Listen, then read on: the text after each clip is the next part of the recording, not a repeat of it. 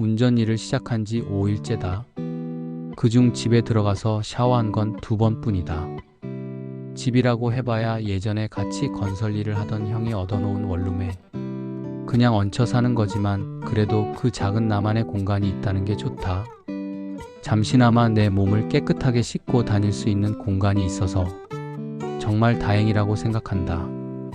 매일 똑같은 일이지만 샤워를 마치고 다시 차로 돌아올 때면 새로운 마음이 든다.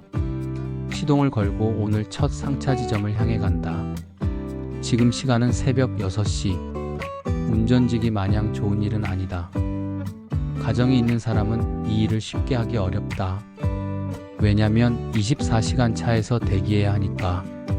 홀로 있는 시간이 많다 보니 생각이 많아진다. 생각은 많지만 실행에 옮기기엔 아직 먼 미래의 일처럼 느껴진다. 그래도 포기하지 않고 한 걸음씩 나아가다 보면 어느새 내가 원하는 목표에 닿아 있지 않을까? 일을 할 수 있다는 게 얼마나 다행인가 싶다.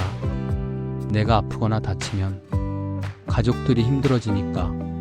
그래서 나는 스스로를 위로하며 항상 건강하게 돌아가기 위해 노력한다. 운전직은 단조롭지만 그 안에는 나름의 아름다움이 있다. 운전하다 보면 세상의 하루가 바쁘게 흘러가는 게 보인다.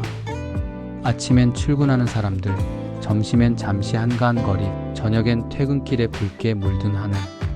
나는 그 속에서 조금은 다른 속도로 살아가고 있다. 내가 가야 할 곳은 가족의 곁이지만 아직은 이 길 위에 있어야 한다. 그런데 매일매일 생각한다. 가고 싶다. 내 가족이 있는 그곳으로. 운전 중 창밖을 보면 풍경이 참 예쁘다. 가을을 지나 겨울로 가는 시기라. 나무 가지들이 서서히 갈색으로 변해간다. 하늘엔 누군가가 마치 그림을 그려놓은 듯한 뭉게구름들이 말로 표현할 수 없을 만큼 너무 아름답다. 문득 그런 생각이 든다. 시후와 리사 그리고 아내 신운. 우리 가족의 모습이 떠오른다. 그때 전화 한 통이 울렸다. 보험회사였다. 운전자 보험을 가입해야겠다고 생각은 했지만 캄보디아로 송금하고 나면 남는 돈이 거의 없어서 망설였다. 하지만 대형 화물차를 모는 이상 사고의 위험은 항상 있다. 그래서 결국 운전자 보험을 들었다. 가슴 속 무거운 짐이 조금 내려앉은 기분이었다. 하지만 한편으론 걱정이 됐다.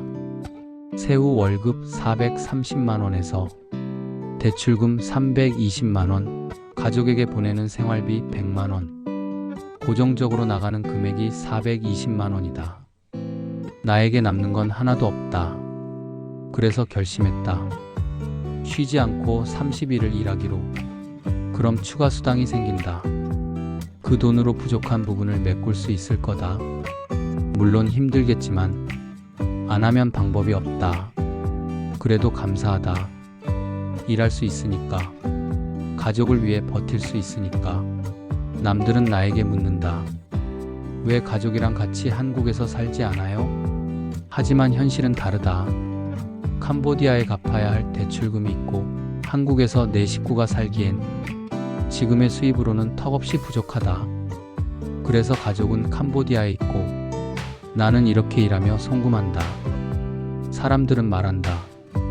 아이들은 한국에서 교육받는 게 더 좋지 않나요? 하지만 나는 다르게 생각한다. 한국의 교육은 너무 주입식이다. 창의성보다는 정답을 외우는 방식. 그건 내가 바라는 교육이 아니다. 아이들은 밖에서 뛰어놀고 세상을 직접 경험하며 자라야 한다고 생각한다. 그래야 따뜻한 마음을 가진 어른이 된다. 그래서 나는 우리 아이들이 자유롭게 자기답게 자라길 바란다. 3년 6개월. 길다면 길고 짧다면 짧다. 하지만 내 인생에서 가장 큰 변화의 물결이다. 이 물결을 잘 건너면 분명 좋은 곳으로 흐를 거라 믿는다. 하지만 쉽진 않다. 어떤 게 옳은 일인지도 모르고 이 길이 맞는지도 모르겠다. 그래도 멈추지 않는다. 길이 없으면 걸으며 만들어가면 된다. 꾸준히 묵묵히 하루하루 그렇게 가다 보면 뒤를 돌아봤을 때 내가 지나온 길이 곧 나의 길이 되어 있을 거다.